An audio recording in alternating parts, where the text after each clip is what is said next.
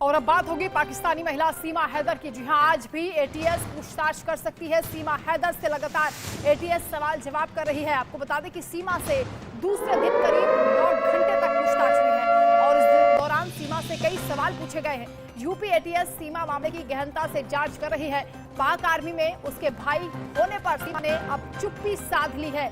इससे पहले उसने खुद मीडिया के सामने इस बात को कबूला था कि उसका भाई पाकिस्तानी सेना में है, लेकिन अब जब एटीएस उससे गहनता से पूछताछ कर रही है और सख्ती से सवाल हो रहे हैं, तो सवालों का सामना करने से बचने की कोशिश कर रही है सीमा हैदर। सीमा के दस्तावेज भारतीय हाई कमीशन को भेजे गए हैं। डॉक्यूमेंट्स में भी कई तरह की गड़बड़ी पाई गई है। फिलहाल जांच की जा रही है। सीमा हैदर से लगातार पूछताछ हो रही है। कल भी 9 घंटे तक सवाल जवाब हुए हैं, आज भी पूछताछ हो सकती है। तो सीमा हैदर से जुड़ी लगातार बड़ी जानकारी सामने आ रही है। एटीएस ने नोएडा सेफ हाउस में सीमा को शिफ्ट कर दिया है, जहां उसके साथ उसका एक बेटा है और उसका प्रेमी यानी उसका पति सचिन भी उसके साथ है। सीमा हैदर से जुड़ी ये बड़ी खबर आपको बता रहे हैं। सीमा से सच को गलवाने के लिए प्लान बी भी तैयार हो चुका है। एटीएस आज भी उससे पूछताछ कर सकती है, इसलिए सेफ हाउस में सीमा को शिफ्ट कर दिया गया है। सीमा हैदर से जुड़ी बड़ी जानकारी, बड़ा अपडेट, आज भी पूछताछ हो सकती है और उस सचिन के साथ उसके एक बेटे के साथ सीमा को सेफ हाउस में रखा गया है। नोएडा में ही सेफ हाउस में उसे शिफ्ट कर दिया गया, क्योंकि एक बार फिर उससे पूछताछ हो सकती है। पाकिस्तानी महिला संदेह के घेरे में है।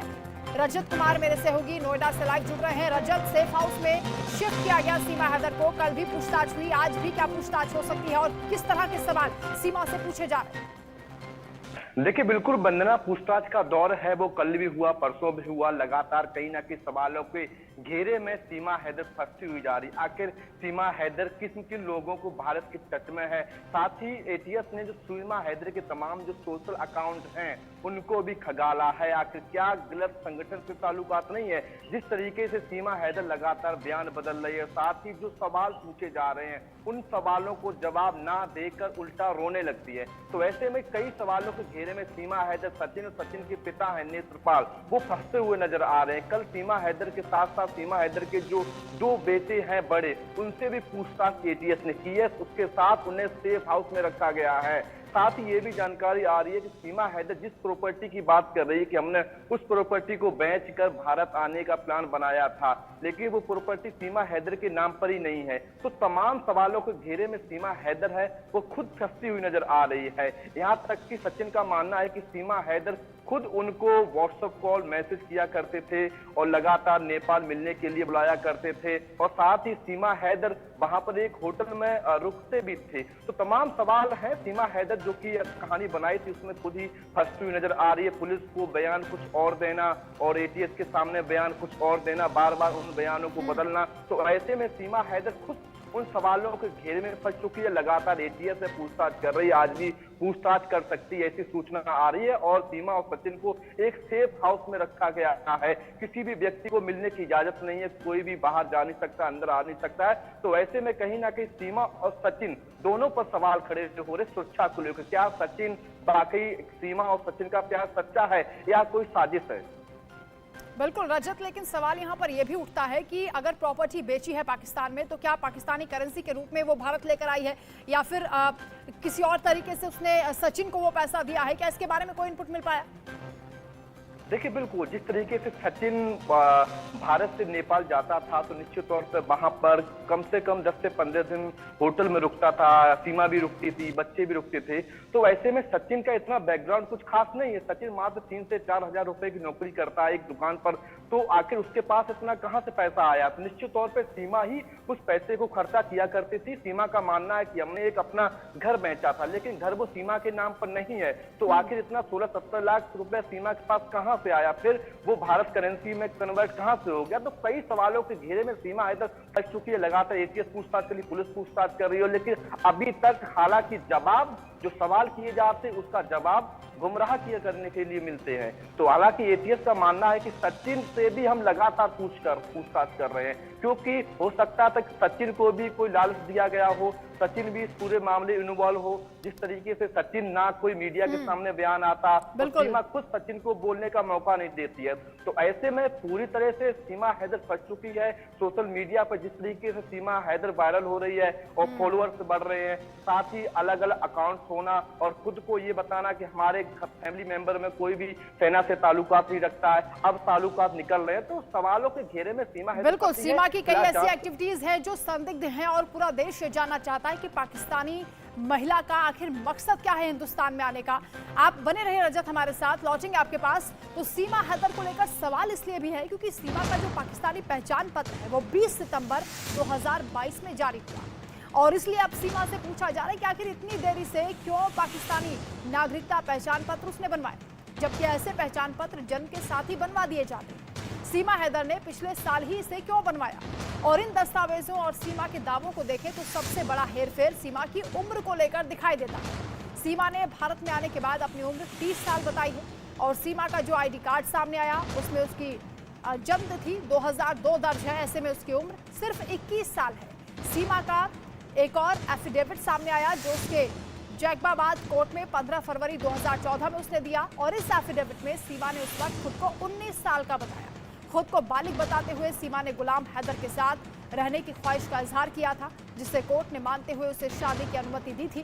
फैमिली रजिस्ट्रेशन सर्टिफिकेट और आईडी के हिसाब से सीमा की उम्र 2014 में 12 साल की होती है। ऐसे में या तो उसने सर्टिफिकेट झूठा दिया या फिर आईडी बाद में फर्जी बनवाई। सच तो जांच के बाद सामने आएगा, लेकिन कुछ जरूरी सवाल हैं जो लगातार इस मामले में शक पैदा कर रहे हैं।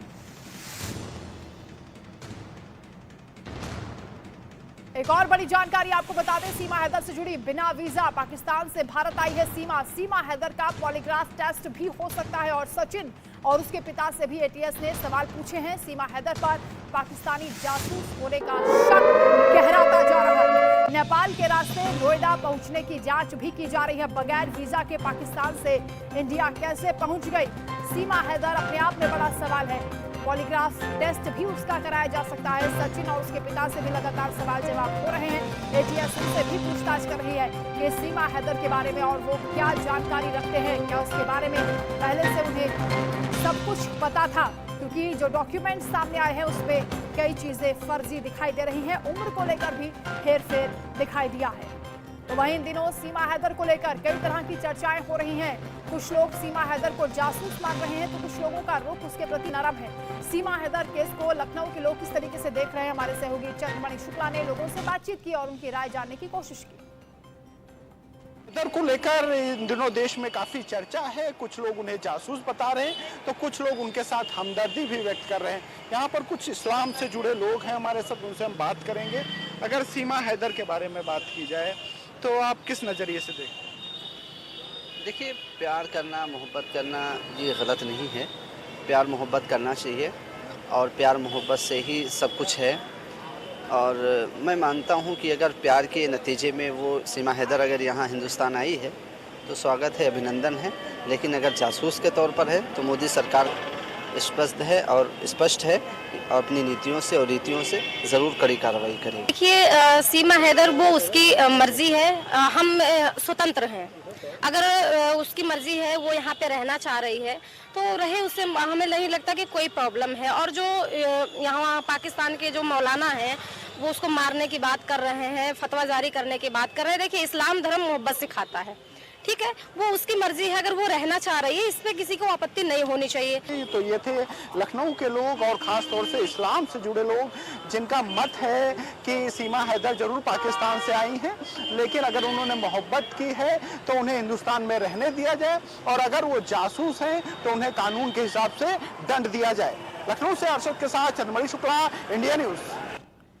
रजत लगातार मेरे सहयोगी हमारे साथ जुड़े हैं। रजत, ये बताइए कि सीमा के साथ साथ सचिन और उसके पिता से भी पूछताछ हुई, उसमें क्या जानकारी हासिल हो पाई है, सवालों के जवाब किस तरीके से दिए गए, और साथ ही ये भी बताइए कि आज भी एटीएस सवाल कर सकती है? देखिए, बिल्कुल जिस तरीके से सीमा लगातार गुमराह कर रही है और साथ ही जो सवाल पूछे जा रहे हैं उसका सही जवाब नहीं दे रही है। सीमा रोती रहती है, उसके बाद सचिन से पूछा जाता है, सचिन कोई जवाब नहीं देता है।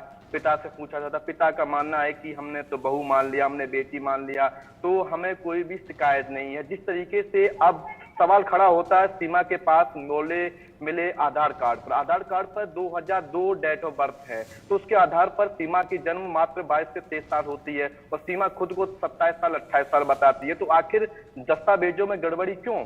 और जो मोबाइल फोन मिले थे 4 से 5, आखिर वो मोबाइल फोन कहाँ है? एक मोबाइल फोन को क्यों तोड़ा गया जो पाकिस्तान से लाई थी, और सिम कार्ड को क्यों तोड़ा गया है, और 4-4-5 पर आधार कार्ड फर्जी क्यों मिले हैं? तो ऐसे में खुद ही सवाल के घेरे में सीमा हैदर फंसती हुई जा रही है।